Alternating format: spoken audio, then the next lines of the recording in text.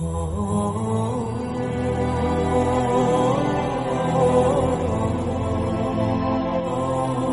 پیروان تک قیامت تک کے مسلمانوں تک پہنچانے والے اور ہیں. ایک سوال مجھے محمد اللہم صلی علی محمد وعلی محمد.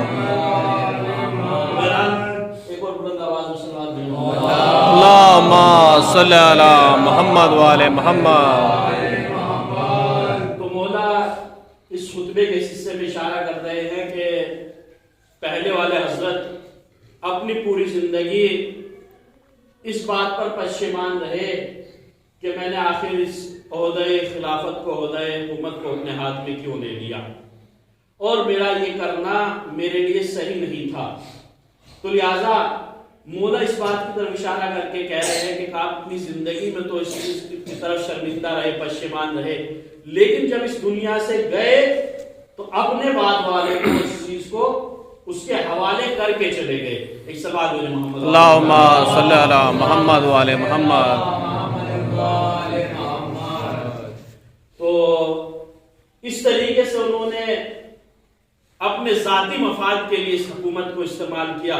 اور مولا آخر میں اس شخص کی دوسرے آنے والے کی صفات بیان کرتے ہیں جس کے زبان میں سختی تھی، رویہ اچھا نہیں تھا، اخلاق اچھا نہیں تھا، اور زندگی میں بار بار پشیمان ہوا، یعنی اپنی حرکتیں کرتے رہے اور بار بار پشیمان ہوتے رہے.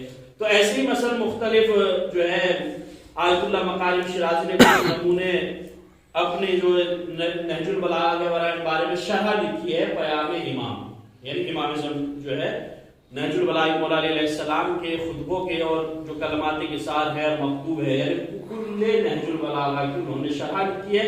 اس کے ذیل میں بعض نمونے انہوں نے وہاں پر ذکر کیے ہیں. تو ایک صبغہ کے بارے میں عراق سے آنے والا ایک شخص نے قرآن کی کچھ آیت کے بارے میں حضرت سے سوال کیا، چونکہ ان کا کھلا اعلان تھا کہ مثلا خود قرآن کا یہ اعلان ہے کہ کچھ قرآن میں آیتیں محکم ہیں، کچھ متشابہ ہیں. کہا جو متشابہ کے بارے میں سوال کرنے والے ہیں، یعنی قرآن کے بارے میں علم حاصل کرنے والے ہیں، اگر وہ مجھے مل جائیں تو میں نے جان سے مانوں. یہ حضرت کا اعلان تھا. تو لہٰذا یہ عراقی شخص آیا اور اس کے بارے میں وہ لکھتے ہیں کہ یہ بڑا تھوڑا سا دین جو قرآنی مسائل تھے ان کے بارے میں بڑی تلاش اور جستجو کرتا تھا، ان کو حاصل کرنا چاہتا تھا اور سیکھنا چاہتا تھا. تو آنے کے بعد حضرت سے سوال کیا کہ اس قرآن کی آیت کے بارے میں آپ کے حضرت کیا فرماتے ہیں. تو اب حضرت یہ کہ اس کو جواب دیتے بلکہ ایک تازی لکڑی منگوائی. بعض جگہ بس 3-4 مثالیں تھی. بعض جگہ پر کھجور کا پٹھا، یعنی کھجور کی تازی بالکل ہری لکڑی، اور اتنا مارا کہ اس کی جو حالت بری ہو گئی. اور حتیٰ یہ کہا کہ وہ سر پہ امامہ پہنے ہوئے تھا اور ایک علامت تھی کہ اگر تیرے سر کے بال منڈے ہوئے ہوتے تو میں تجھے جان سے مار دیتا. یعنی ایک علامت تھی کہ جو خوارج تھے، جو دین سے نکلے ہوئے ہوتے تھے، دین کے مخالف، ان کی ایک علامت تھی سر مونڈ کے رکھتے تھے. تو لہٰذا یہ بات کہی. حتیٰ دوسری جگہ پر وہ کہتے ہیں کہ اس کو جس نے یہ سوال کیا تھا اس کو اتنا مارا کہ اس کے جسم پر زخم ہو گئے، اور جب زخم ہو گئے تو اس کو بھیج دیا. کچھ دن کے بعد جب اس کے زخم ٹھیک ہو گئے پھر دوبارہ مارا اس کو. پھر اس کا زخم ٹھیک ہونے کے بعد اب جیسے وہ دوبارہ بیچارہ ٹھیک ٹھاک ہو کے آیا، اس کے ہاتھ پیر ٹھیک ٹھاک ہو گئے، پھر اس کی پٹائی لگائی. یعنی 3 مرتبہ صرف اس بات کے اوپر کہ قرآن کی ایک آیت کے بارے میں اس نے سوال کر لیا. تو اس کو اتنا مارا کہ بیچارہ اپنے ہاتھ پیروں سے چلنے کے لائق بھی نہیں رہا. صلوات محمد اللہم صلی علی محمد وعلی محمد. اب یہ خود انسان کے اوپر فیصلہ کرنا ہے کہ ہمیں اسلام یا قرآن کے معرف ان انسان سے لینے ہیں کہ جس وقت بھی قرآن کا سوال، اسلام کا سوال، دین کا سوال کیا گیا ہو، اس نے اس کا صحیح جواب دیا ہو، یا اس انسان سے دین کو لینا ہے جس سے اگر قرآن کے بارے میں سوال کیا گیا تو اپنی بہادری دکھانے کے لیے اس مظلوم کو اتنا مارا کہ وہ چلنے پھرنے کے لائق نہیں رہا. یعنی اس کو بیان کیا جائے، اس سے اسلام لیا جائے، یا یہ کہ جو منبر کوفہ پر بیٹھ کر دعویٰ کرتا ہوا نظر آئے گا جس کو جو سوال پوچھنا ہو مجھ سے آ کر پوچھ لے، جس کی کوئی ضرورت ہو وہ میں بتاؤں گا کہ قرآن کی کون سی آیت کہاں نازل ہوئی، کون سی اس وقت نازل ہوئی کہ جب رسول سفر میں تھے، کون سی اس وقت نازل ہوئی کہ جب رسول بستر پر تھے، کون سی اس وقت نازل ہوئی کہ رسول مسجد میں تھے اور کون سی اس وقت نازل ہوئی کہ رسول میدان کے اندر تھے، اس سے دین لیا جائے یا اس سے دین لیا جائے کہ اگر قرآن کی آیت کے بارے میں سوال لے معلوم کر لے تو اسے کوڑے سے اور ڈنڈوں سے اور جو ہے نہ جانے کس کس چیز سے اس کو مارا جائے اور ستایا جائے۔ ایک صلوات بھیجے محمد اللہم صلی علی محمد وآل محمد۔ اور ستم کی بات تو یہ ہے کہ جو حضور نے کام کیا بعد میں آنے والوں نے اسے اپنے لیے دین بنا دیا۔ اب مثلا ایک مصیبت یہ ہے کہ مثلا رونے کے اوپر آپ روتے ہو، یہ بہت بڑی بدعت ہے اور یہ مصیبت ہے اور یہ کیا ہے، تو اگر آپ اس کا جب تلاش کریں گے منبع آخر یہ مصیبت آئے گا تو دیکھیے گا اسلام دین فطرت ہے، جو انسان کی ضرورت، جو انسان کی خصوصیات پائی جاتی ہے اس کے وہ انسان کے نیچر کے مخالف نہیں ہے۔ انسان کی فطرت میں یہ ہے کہ جب اسے درد ہو، مصیبت ہو تو وہ روئے، اور اسلام اگر یہ کہے کہ نہیں رونا بدعت، رونا مشکل، رونا نہیں چاہیے، گریہ نہیں کرنا چاہیے، تو قرآن میں تو خود انسان یہ خود اللہ حکم کہہ رہا ہے کہ مومنوں کی علامت یہ کہ وہ روتے زیادہ ہے اور ہنستے کم ہے، یہ قرآن کے بھی مخالف ہے۔ اور نہ اسلام نیچر کے مخالف ہے نہ فطرت کے مخالف ہے، انسان دین فطرت ہے، جو انسان کی فطرت کے تقاضے اس کے مطابق اللہ نے اس دین اسلام کے قوانین کو نازل کیا۔ تو یہ مصیبت آئی کہاں سے؟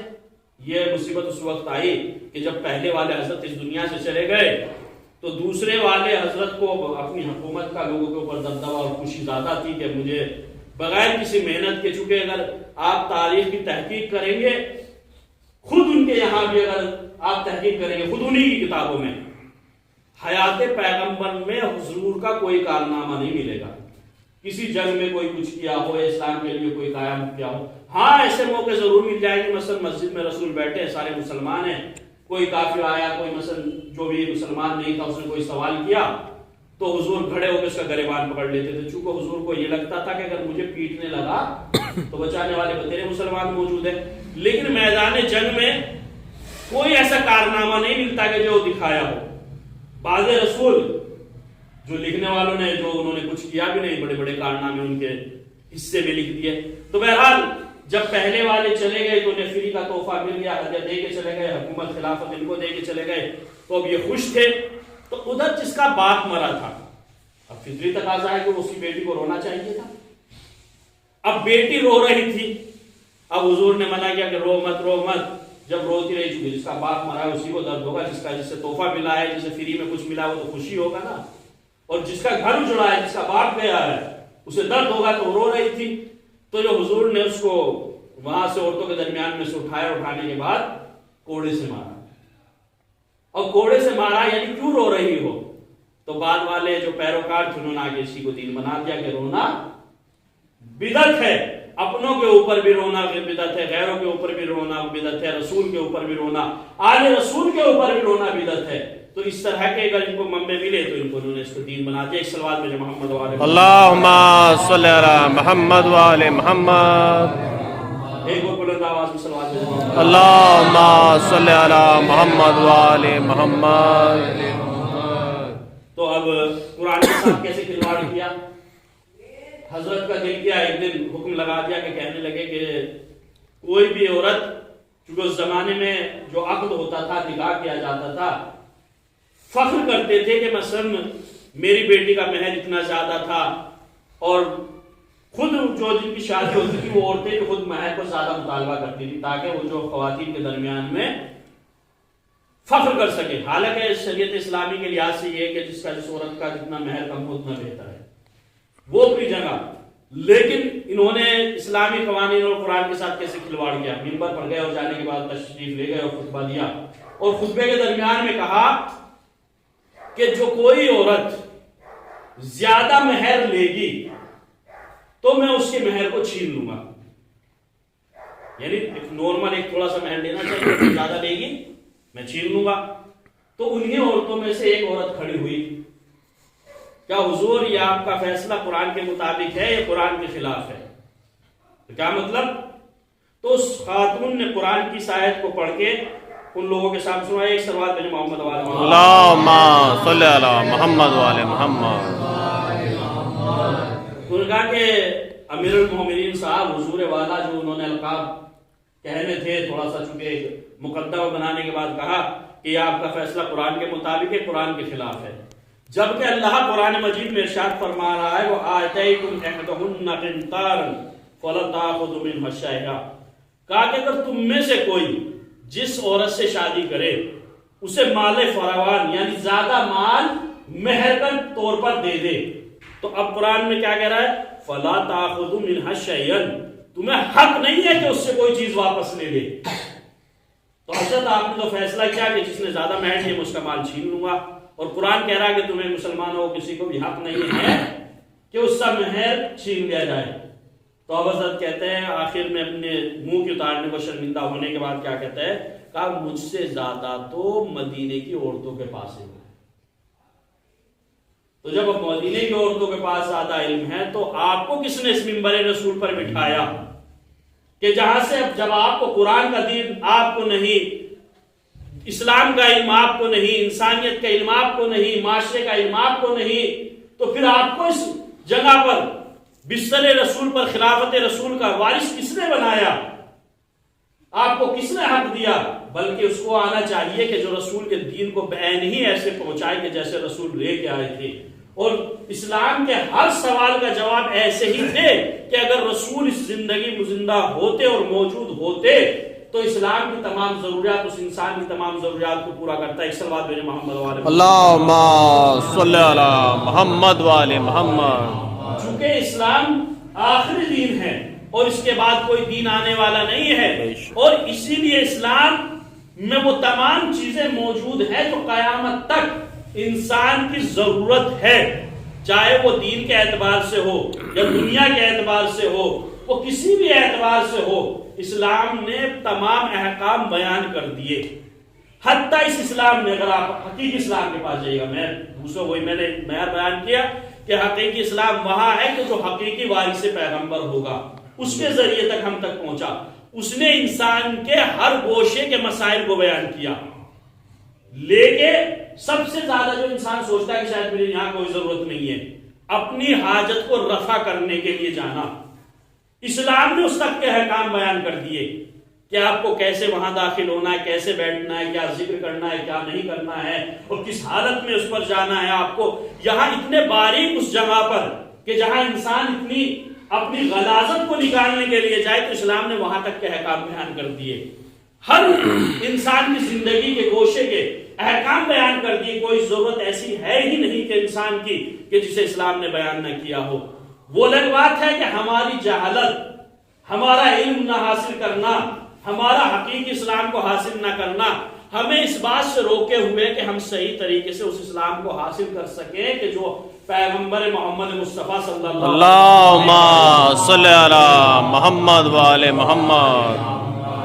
حتیٰ علماء میں مثلا آج یہ میں گزشتہ خطبوں میں بھی اسی بات طرف اشارہ کیا، آج مثلا اگر اسی چیز کو ترقی یافتہ علم کے نام پر، سائنس کے نام پر، یا ڈاکٹر جو اس چیز کو آپ کو مشورہ دے دیتے ہیں تو آپ سے بڑی اچھی چیز جگہ جگہ پر فوٹو بنا کے اس کے لگاتے ہیں۔ مثلا وہ احکام بتاتے ہیں آپ جب کھانا کھائیں تو اسے ہاتھ دھو کے کھائیں، اور ایسے بیٹھ کے کھائیں، کھانے کے بعد ہاتھ دھوئیں، اور پھلوں کو دھو کے کھائیں۔ اسلام نے 1400 سال پہلے یہ سب آپ کو بتا دیا، اتنا ترقی یافتہ اتنے مسائل۔ یعنی آج دنیا 1400 سال کے بعد اتنی ترقی کرنے کے بعد صرف یہ بتا رہی ہے کہ مثلا ہاتھ دھوئے اور یہ کرے، اور وہ بھی خالی بتا نہیں رہی ہے، انسان کو یہاں تک سمجھانے کی ضرورت پڑی کہ فوٹو بنا کے لگائے ہر جگہ پر۔ ہر ڈاکٹر کے کلینک میں جائیے گا آپ، وہاں یہ ملے گا مثلا کھانا کھا رہے تو ہاتھ دھوئیے گا، پھل کھا رہے تو ہاتھ دھوئیے گا، اور کھانا کھا کے فارغ ہو گئے تو ہاتھ دھوئیے گا۔ لیکن اسلام نے 1400 سال پہلے بتا دیا، کیونکہ مسئلہ کیا ہے، ہم نے اسلام کو نہیں لینا، دوسروں سے اسلام جو ہے ہمیں ان کی باتیں سیکھنا ہے، اور یہی مشکلات ہے۔ آج ہم در بدر کی ٹھوکریں کھاتے پھر رہے ہیں۔ ایک سوال میرے محمد اللہم صلی علی محمد والے محمد۔ بس یہیں پر اپنی بات کو ختم کروں گا کہ مثلا یہ ہمارا پوری انسانیت مسئلہ یہ آج چونکہ آج ہم بیٹھ کر آپس میں گفتگو کریں، مسئلہ ہمارا نہیں ہے بلکہ ہر اس انسان کا مسئلہ ہے کہ جسے حقیقی اسلام سمجھنا ہے تو سورسز، حقیقی اسلام کے سورسز سمجھنے ہوں گے، کن کے ذریعے سے حقیقی اسلام پہنچا، کنہوں نے اپنی مرضی سے اسلام کو پہنچایا، اور کس نے اللہ کی مرضی کے مطابق اسلام کو پہنچایا۔ جب یہ راستہ معین ہو جائے، مشخص ہو جائے کہ جنہوں نے اپنی مرضی سے اسلام کو پہنچایا تو بس ان کا اسلام ایسا ہی ہوگا جیسے ان کے رہنما تھے. اور جس نے اللہ کی مرضی کے مطابق ذرہ برابر اپنی رائے داخل نہ کی ہو اور اسی طرح بعین ہی اسلام کو پہنچایا، قرآن کی تعلیمات کو پہنچایا، تو یہ وہی اسلام ہوگا کہ جسے اسلام کو لوگوں سے اللہ چاہتا تھا. وہی عبادتیں ہوں گی کہ جن عبادت کو اللہ انسانوں سے چاہتا تھا. وہی زندگی کا جینے کا طریقہ ہوگا کہ جو لوگوں سے جو ہے جینے کا ایک مطالبہ اللہ کرتا تھا. ایک سوال ہے محمد وآل محمد. اللہم صلی علی محمد وآل محمد. معبود کی واسطہ حق محمد وآل محمد کا واسطہ، چار معصومین علیہ السلام کا واسطہ، شہداء کربلا کا واسطہ، ان کی روح مقدسہ کا واسطہ، ان کے جسم مطہر کا واسطہ ہے. میرے معبود جان جا شان حیدر کرار، ان کی جان و مال عزت آبرو کی حفاظت فرما. الہی آمین. جو اولاد ہیں اولاد عنایت فرما. الہی آمین. جو مقروض ہیں قرض سے نجات دے. الہی آمین. میرے معبود تجھے واسطہ حق محمد وآل محمد کا واسطہ ہمارے امام زمانہ کے ظہور میں تاجیل فرما. الہی آمین. اللہم صلی علی محمد وآل محمد. اللہم صلی علی محمد وآل محمد. اللہم صلی علی محمد وآل محمد. بسم اللہ الرحمن الرحیم. والعصر ان الانسان لفی خسر الا الذین آمنوا وعملوا الصالحات وتواصوا بالحق وتواصوا بالصبر. اللہم صلی علی محمد وآل محمد. بسم اللہ الرحمن الرحیم. الحمد للہ الذی لا الہ الا هو الحلیم الکریم غافر الذنب وقابل التوب وهو الغفور الرحیم. سبحان من سبقت رحمته وغضبه بسط اليدين بالرحمة. سبحان من لم يكلف نفسا إلا دون وسعها وعفى عن السيئات ولم يجازبها. سبحان من لا يزداد على المعصية العباد إلا كرما وجودا وعلى كثرة الذنوب إلا عفوا وصفحا. نشهد أن لا إله إلا هو العطوف على العباد بجوده والعواد على المذنبين بحلمه. إن الله وملائكته يصلون على النبي يا أيها الذين آمنوا صلوا عليه وسلموا تسليما. اللہم صلی علی محمد وآل محمد. اللهم صل على سيد المرسلين وشفيع المذنبين نبينا محمد صلى الله عليه وسلم. اللہم صلی علی محمد وعلى إمام المسلمين وقائد الغر المحجلين أمير المؤمنين وعلى سيدة نساء العالمين وبذعة خاتم النبي سيدتنا فاطمة. اللہم صلی علی محمد وآل محمد. وعلى حسن المجتبى عليه السلام. اللہم صلی علی محمد وآل محمد. والحسين الشهيد بكربلاء. اللہم صلی علی محمد وآل محمد. وعلي بن الحسين. اللہم صلی علی محمد وآل محمد. ومحمد بن علي. اللہم صلی علی محمد وآل محمد. وجعفر بن محمد. اللہم صلی علی محمد وآل محمد. وموسى بن جعفر. اللہم صلی علی محمد وآل محمد. وعلي بن موسى. اللہم صلی علی محمد وآل محمد. ومحمد بن علي. اللہم صلی علی محمد وآل محمد. وعلي بن محمد. اللہم صلی علی محمد وآل محمد. والحسن بن علي. اللہم صلی علی محمد وآل محمد. اللهم صل على مولانا صاحب الزمان. اللہم صلی علی محمد وآل السلام محمد. والسلام على اشرف الانبياء والمرسلين وخاتم النبيين ومولانا بالقاسم محمد. اللہم صلی علی محمد وآل محمد. وآله طيبين الطاهرين المنتخبين المنتجبين ولعنة الله على أعدائهم أجمعين وغاصبي حقوقهم ومنقر فضائلهم أجمعين. وأما بعد فقد قال الله تبارك قال الله في القرآن المجيد بسم اللہ الرحمن الرحیم انا اعطیناک الکوثر فصل لربک وانحر ان شانئک هو الابتر. اللهم صل على محمد وعلى محمد. ایک اور صلوات بھیجو. اللهم صل على محمد وعلى محمد. ایک اور صلوات بھیجو. اللهم صل على محمد وعلى محمد. ایک مثال سے اپنی بات کو آگے دوسرے خطبے کا آغاز اپنے پیغام میں پہنچانا چاہتا ہوں. ایک سوال آپ سے بھی ہے اور اس کے بعد انشاءاللہ بات آگے بڑھاتا ہوں. دیکھیے گا انسان اگر کہیں کام کر رہا ہے محنت کر رہا ہے تو اگر اس انسان کو 3 جگہ کا موقع دیا جائے 3 جگہ کا آفر بھائی اگر یہاں پہ تم کام کرو گے تو تمہیں 10,000 روپے مہینہ ملیں گے اور اگر یہاں پر کام کرو گے تو آپ کو 2,500 یہاں پر اگر کام کرو گے تو 10,000 اور اگر یہاں پر کام کرو گے تو 2.5 لاکھ. کتنے؟ ایک صلوات بھیجو محمد والے. اللهم صل على محمد وعلى محمد. تو کون سی جگہ جائے گا انسان؟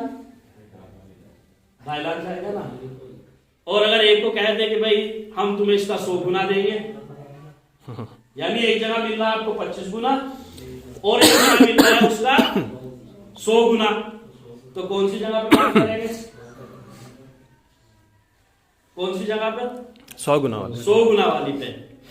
تو انسان یہ دنیاوی لحاظ سے سوچتا ہے اور وہ دین کے مسئلے میں بھی ایسا ہو جائے کام ایک ہی کرنا ہے بھائی جہاں وہ تنخواہ لے رہا تھا 1% مل رہی تھی یعنی 1 مل رہی تھی اسے اسی کام کو اگر وہ تھوڑا سا قدم بڑھا کے کر لے تو اسے 25 گنا مل رہی ہے اور اگر وہ خاص جگہ پر کر لے جہاں کے لیے خاص ایریا مشخص کیا گیا ہو تو وہاں 100 گنا اس کو ملے. تو انسان 100 گنا والی جگہ کو انتخاب کرتا ہے. یہ انسان کا ایک تقاضا ہے. لیکن دین کے معاملے میں اس انسان کو جو سب سے زیادہ گھاٹے والی کرتا ہے جہاں سب سے اسے ایک ہی ملے نہ وہ 2 گنا کے چکر میں پڑتا نہ 25 کے اور نہ 100 کے. اس کی مثال میں آپ کو سنا دیتا ہوں. آپ کو یہ نماز ہے آپ کی جو آپ روز پڑھتے ہیں. گھر میں جب نماز پڑھو گے تو ایک نماز کا فائدہ ایک ہی ہے ٹھیک ہے اور تھوڑا سا قدم بڑھا کے جو محلے میں کوئی بھی مسجد ہے گزر تو ایک کا 25 ہے اور وہی اگر تھوڑا سا جہاں جامع مسجد ہے وہاں قدم بڑھا کے آتا ہوں تو ایک کا 100 ہے. تو اب انسان دنیاوی مال کے پیچھے تو جو ہے کہ وہاں کام کرے گا جہاں سے 100 کرنا چاہے وہاں سے سکون بھی نہ ملے لیکن یہاں صرف کرنا ہی اتنا کام ہے جتنا چاہے وہ گھر میں کر رہا ہے جو عام مسجد میں کر رہا ہو جامع مسجد میں وہی کرنا ہے. 2 رکعت ہے تو 2 ہی پڑھنی ہے 4 نہیں پڑھنی. وضو کر کے گھر پہ بھی پڑھنا ہے وضو کر کے یہاں بھی پڑھنا ہے. اس کے باوجود اور اچھا پھر آسانی شاید اپنا خرچہ بھی اگر انسان سوچے وہ بھی بچتا ہے. گھر اگر نماز پڑھے گا تو اپنے گھر کا پنکھا چلائے گا یہاں مسجد کا چلائے گا جس سے صفائی کا بھی تھوڑا سا اور آگے پسند جو ہے تھوڑا سا ایک صلوات بھیجو محمد والے. اللهم صل على محمد وعلى محمد. اور یہاں سے وہاں تو کم سے کم اٹھا کے وہ جو ہے اپنا جانماز کھولے گا اس کو بچھائے گا پھر بیٹھے گا. یہاں جانماز مثلا یہ بچھائے گا صرف سجدہ کا اٹھا کے رکھنی ہے اور ایک کا 100 مل رہا ہے اور اس کے بعد بھی انسان گھاٹے پہ ہے. اور اگر اسی کو اور کرنا ہو ابھی مثلا ایک کا آپ کو 100 مل رہا ہے انسان اکیلا نماز پڑھ رہا ہے تو مثلا چلیے جہاں مسجد میں آ کے پڑھ رہا ہے اسے ایک کا جو ہے 100 مل رہا ہے. اور اگر انسان نماز پڑھانے والا ایک ہو اور پڑھنے والا بھی ایک ہو تو اللہ اسے 150 گنا ثواب دیتا ہے. ماشاءاللہ. کتنا؟ 150. اب وہ جہاں مسجد میں آ گیا ہے 100 تو ویسے ہی ہو گیا اب اس کو 150 سے گنا کر لیجیے گا اب کتنا ہو گیا. اور اگر 2 ہو جائیں تو وہ 150 نہیں دیتا بلکہ 600 برابر دیتا ہے اس کا. 150 اور 600. اب وہ جا کے باہر انشاءاللہ جا کے بیٹھ کے سامنے لائیے گا. تو ایک سب بات میرے محمد والے اللهم صل على محمد وعلى محمد. اور اتفاق سے اگر 9 ہو جائے 9 سے اوپر 9 تک تو یہی سلسلہ چلے گا. اگر 9 کے بعد ہو جائے تو اس کا ثواب اللہ کے علاوہ کوئی نہیں جانتا. یہ اسے کاؤنٹ ہی نہیں کر سکتا، کہ نہیں سکتا کہ اللہ اگر ایک جماعت میں ایک پڑھانے والا اور 9 پیچھے 10 ہو گئے، یعنی 9 سے اوپر ہو جائے، تو اگر 9 سے زیادہ ہو جائے تو اس کے ثواب کو اللہ کے علاوہ کوئی حساب لگا نہیں سکتا. ایک سوال مجھے محمد والے اللہم صلی علی محمد وعلی محمد. تو انسان اب خود فیصلہ ہے کہ جہاں ٹھیک ہے یہاں پر تھوڑا سا اگر محتاج ایک دفعہ چٹنی کھا کے کام چل جائے گا، لیکن جب وہاں مسئلہ ہوگا نا، شاید مثلا اگر اچھے بھائی بہن ہیں تو اگر نہیں ہے گھر میں پیسے کسی وجہ سے تو ان سے ادھار لے کے کام چلا لے گا، لیکن وہاں ادھار بھی نہیں ملنے کا. وہاں صرف اسی کا وہی کام آئے گا جو اس نے کما کے گیا. اب وہی سکہ چلے گا جو لے کے گیا ہے. یہاں ہو سکتا ہے کہ بعض بھائی میں یہاں کسی کو نہیں جانتا، اگر خدا نہ خواستہ ہو تو اسے اپنے اوپر نہ لیجیے گا. یہاں کوئی میں نہیں جانتا لوگوں کے بارے میں اتنا. بہت سے لوگوں نے یہی ڈرا بنا لیا کہ اپنا مانگ تانگ کے ہی کہیں بھی ہاتھ پھیلا دیا کہ بھائی میں محتاج ہوں، میں کر نہیں سکتا، میں نہیں ہوں، تو وہ دوسروں کے اوپر ہی پڑے ہوئے ہیں. ان کا ایسے چل جاتا ہے. وہاں ایسے بھی نہیں چلے گا کہ میرے تو پیر ٹوٹے ہوئے تھے، ہاتھ نہیں تھے، میں کام نہیں کر سکتا تھا، دل تو تھا، اسی میں میری عبادت کر لیتا. تو ایک صلوات بھیجو محمد والے